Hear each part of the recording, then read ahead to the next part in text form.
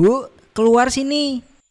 Ada apa toh Mas? Ibu ini masak loh. Sebentar lagi sampai. Apanya Mas sampai? Cepet nanti buka puasa pakai teh hangat aja loh kalau ibu nggak masak ini. Sus. Udah dimatikan kan kompornya? Nah, itu dia Bu, datang. Apa sih ini Pak? Atas nama Pak Untung ya? Ini mobilnya mau langsung diturunin aja Pak? Iya Mas, tolong diturunin ya. Loh, mobilnya siapa ini Mas? Ya mobil kita dong. Masa mobilnya Mas tadi? Alah, Mas ini kalau bercanda jangan berlebihan, gak baik. Bu, mobil kita yang dulu kan udah tua itu. Ini mobil kita yang baru, buat sekalian mudik. Hah? Beneran ini Mas? Ya masa bohongan, wong udah diturunin ini loh. Ya Mas, diparkir di situ aja. Pak, ini kuncinya ya. Untuk surat-suratnya sudah ada di dalam mobil. Kalau gitu saya permisi dulu ya Pak. Mas, ini ada sedikit tip dari saya. Diterima ya. Makasih banyak ya Mas. Wah, terima kasih banyak Pak. Saya permisi dulu ya Pak, Bu. Ini beneran Mas? Ibu senang banget. Mana mulus gede gini. Iya, alhamdulillah Bu. Kemarin dapat bonusan dari bos. Masih nyicil sih, tapi insya Allah berkah kok. Gak tahu mau ngomong apa lagi aku Mas. Senang banget pokoknya. Makasih ya Mas. Iya, sama-sama. Kamu udah masak belum itu? Kalau belum, kita buka di luar aja ya. Sekalian nyoba mobil ini. Enak apa enggak? Kalau enggak enak, dibalikin aja. Waduh, dibalikin.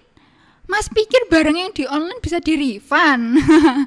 Ya udah, ayo buka puasa di luar, Mas. Ya udah, ayo masuk dulu, Bu. Kita siap-siap. Di kampung misteri, kebahagiaan sederhana seringkali menjadi perhatian banyak orang.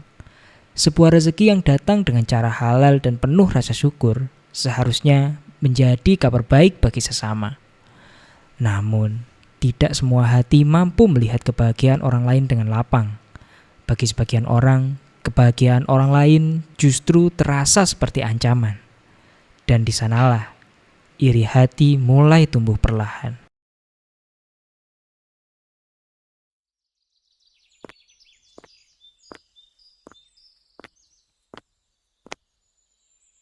Loh, ada tamu dari mana ini Bu Bejo dan Pak Untung?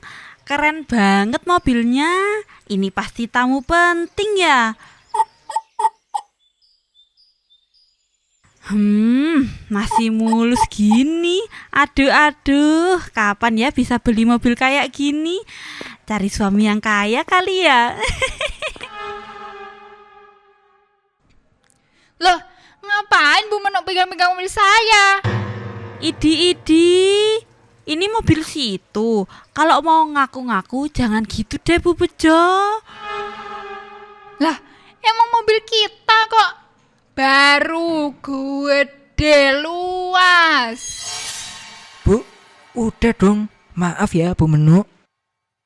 Mobil baru? Idi, sombong banget sih. Saya juga bisa beli kali. Paling juga masih nyicil itu.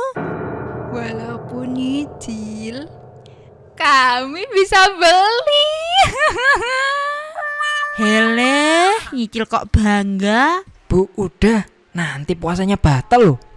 Ya udah Bu Menuk, kami permisi dulu ya. Bleh. Oh, dasar tukang pamer. Awas kau Bejo, sial. Gak bisa dibiarin ini ya. Berita tentang mobil baru Bu Bejo dan Pak Untung dengan cepat menyebar ke seluruh kampung. Bukan hanya kabar, tapi juga ditambah dengan cerita yang dilebih-lebihkan. Dari mulut ke mulut, kebenaran mulai berubah. Dan tanpa disadari, iri hati Bu Menuk mulai memicu prasangka dan fitnah. Kalian tahu gak sih? Ada apa Bu Menuk? Itu loh, Pak Untung dan Bu Bejo tiba-tiba beli mobil baru. Pamer ke saya lagi. Emang pamer gimana, Bu? Kalau mobil baru alhamdulillah dong. Iya, dia bilang gini, awas ya Bu Menu, nanti mobil saya lecet. Ini tuh mobil mewah, kelas atas, luas. Aduh, sombong banget gak sih? Hah, masa bilang gitu sih Bu Menu? Kayak bukan Bu Bejo deh. Ya, biasalah Bu Lastri. Orang kalau udah pegang uang banyak ya jadi gitu. Entar kalau jatuh miskin malah minta-minta. Oh sudah Bu Menu. Kok malah jadi gosip gini sih? Ya, saya kesel aja sih Pak. Sudah Bu Menu, kita doakan yang baik-baik aja untuk Bu Bejo dan Pak Untung. Kalau gitu, saya permisi dulu ya semuanya. Assalamualaikum. Saya juga ya Bu Menu. Aduh, orang-orang ini gak merasakan jadinya aku. Awas aja ya kau Bejo. Keesokan harinya, rasa iri di hati Bu Menu tidak juga hilang.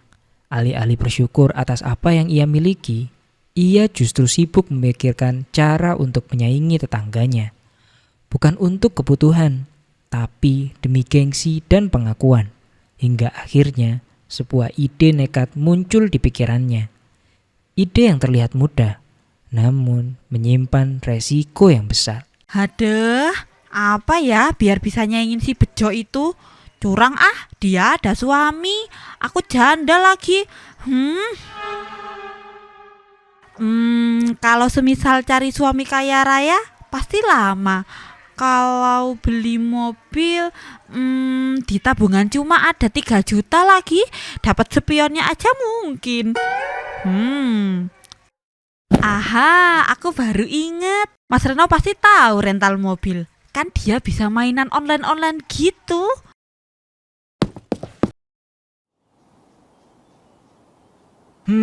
Maghrib masih lama ya.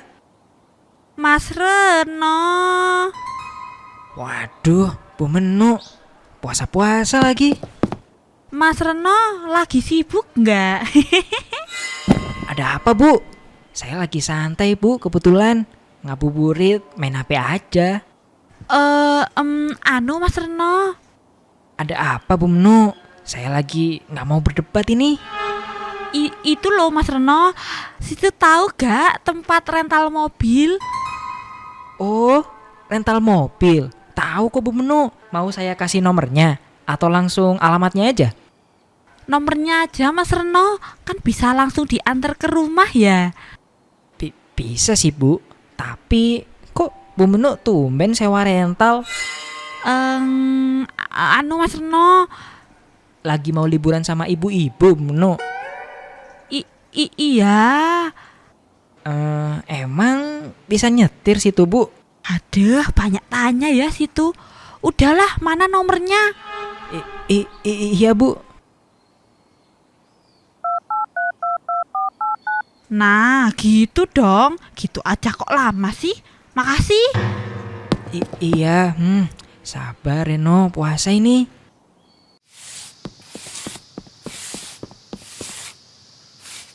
Awas kesenggol, itu mobil baru loh. Halah, mobil nyicil aja bangga. Loh, justru nyicil itu makanya harus dirawat dengan benar. Idi, aku juga bisa beli kali. Yah, beli aja sih. Jadi tetangga kok panas banget. GR banget sih. Orang emang aku lagi mau beli mobil ye. Paling juga nyicil. Lah, anti nyicil bos. Pastinya cash. Si paling cash. Udah, jauhan dikit sama mobilku. Idi, mobil nyicil aja kok banyak gaya. Wah, kurang ajar. Mampus. Tanpa berpikir panjang, Bu Menu segera menghubungi jasa rental mobil. Ia memilih mobil terbaik yang terlihat paling mewah. Bukan karena kebutuhan, melainkan agar terlihat lebih tinggi dari orang lain. Ia bahkan rela berutang demi sebuah pencitraan. Padahal apa yang terlihat mewah di luar belum tentu mampu ia tanggung di dalam. Nah, akhirnya beres juga urusan sewa mobil. Lihat aja kau bejo. Keesokan harinya, mobil sewaan itu pun tiba di depan rumah Bu Menuk. Kilapnya memang menarik perhatian, namun tidak dengan kesiapan pemiliknya. Tanpa pengalaman, tanpa kemampuan, Bu Menuk tetap nekat mengendarainya.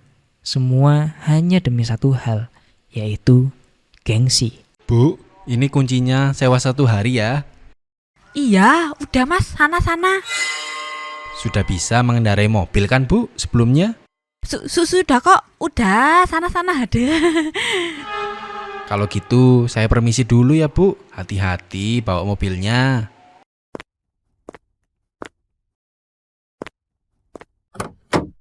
Rem. Waduh, kok geter ya? Biasa ini. Mobil mahal emang gini kali ya. Woi warga, lihat sini. Aku baru beli mobil. Mobil baru Bu Menuk. Ya iyalah, masa kalah sama situ. Beli itu harusnya langsung cash. Loh, Bu Menuk beli mobil juga. Wah, alhamdulillah ya. Emang situ bisa nyetir, ha? Ya elah, bisa dong. Mobil ini mewah, beda sama orang yang beli mobil tapi nyicil. Aku mah langsung lunas. Aduh, sombong banget. Lah, dipikir situ kemarin gak sombong, ha? Sekarang aku udah punya mobil sendiri. Mau apa kau, ha? Udah. Ayo Bu Lastri, mau ikut muter-muter nggak sama mobil baruku? Mau dong Bu Menuk. Bu Lestri mending jangan deh. Kita kan nggak tahu Bu Menuk pernah nyetir mobil atau enggak. Iya juga sih Bu. Ayo jadi nggak Bu Lastri? Nggak jadi deh Bu. Kapan-kapan aja ya. Ya elah, pasti kehasut sama Bejo. Ya udah, aku berangkat dulu ya dengan mobil lunas. Dadah Bu Bejo.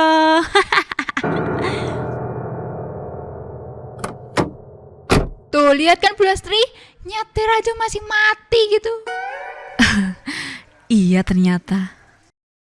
Idi, itu pasti dihasut sama Bu Bejo sampai gak mau ikut. Awas aja ya kau Bu Bejo, pasti iri kan lihat mobil mewah kayak gini.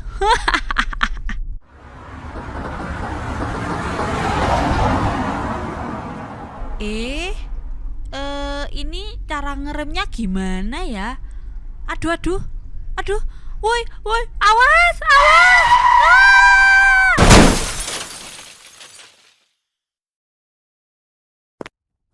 Loh, Bu Menuk, aduh, ngapain kok bawa mobil segala? Kan sebelumnya Bu Menuk nggak pernah bawa mobil. Aduh, kepala saya. Aduh, ngerepotin aja ini mama. Ya udah. Ini Bu Menuk minum dulu. Aduh, maaf Rano. Saya ini tadi salah nginjek rem. Aduh, gimana dong ini Bu Menuk? Ya Allah Bu Menuk, gak apa-apa. Tuh kan Bu Lestri, untung aja sampean tadi nggak ikut. Kalau ikut ya gini nih jadinya. Situ kalau ngomong jangan sembarangan ya. Alah, sayang dong mobil baru langsung rusak. Udah. Jadi ini gimana ibu-ibu? Gerobak saya? Loh, ya tanya yang nabrak lah. Tuh, Bu Menuk. Iya Rano, nanti saya ganti gampang. Paling juga ini 500.000 kan. Masih mahalan banyak mobil saya itu. Ya nggak 500.000 Bu. Ini 800.000-an. Saya perlu perbaiki gerobak. Ya deh. Nanti saya ganti ya, gampang. Ya Allah, ini mobil saya kenapa Bu? Hah? Mobil Masnya? Iya, ini mobil saya Bu. Loh, saya kira milik Bu Menuk. Wow, ngawur. Bu Menuk, Ini gimana kejadiannya kok bisa nabrak gini? Iya mas, nanti saya ganti kok. Aduh, bisa gak sih bawa mobil Bu Menu? Loh, masnya ini siapa ya? Ya, saya pemiliknya. Kan Bu Menu sewa mobil. Walah, sewa mobil toh katanya beli lunas.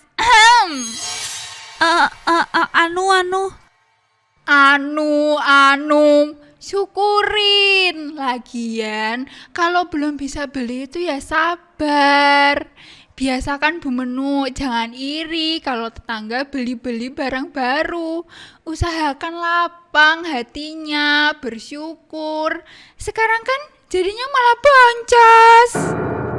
Aduh, kalau belum bisa bawa mobil, ya jangan bawa lah Bu Menu. Ini mobil terbaru loh, bisa sampai 5 juta ganti ruginya. Hah? Apa? Mahal banget mas, aduh. Udah, ayo Bu Lastri kita pergi aja. Yang sabar ya Rano. Buat Bu Menu, lain kali jangan iri hati. Pada akhirnya, semua kebohongan Bu Menu terbongkar. Mobil yang ia banggakan ternyata hanya sewaan. Gaya hidup yang ia paksakan justru menyeretnya pada kerugian besar. Ia harus menanggung biaya perbaikan, membayar kerusakan, dan menghadapi rasa malu di hadapan warga. Semua itu berawal dari satu hal sederhana, ialah iri hati. Iri membuat hati tidak pernah merasa cukup. Gengsi membuat seseorang rela melakukan apa saja, bahkan di luar kemampuannya. Padahal rezeki setiap orang sudah diatur, tidak perlu dibandingkan apalagi dipaksakan. Karena pada akhirnya yang dipaksakan seringkali berakhir menyakitkan. Jangan lupa untuk klik tombol subscribe, tekan like, dan aktifkan lonceng notifikasi agar tidak ketinggalan cerita menarik selanjutnya. Dukung terus channel ini agar kami bisa menghadirkan kisah-kisah yang penuh makna untuk kalian.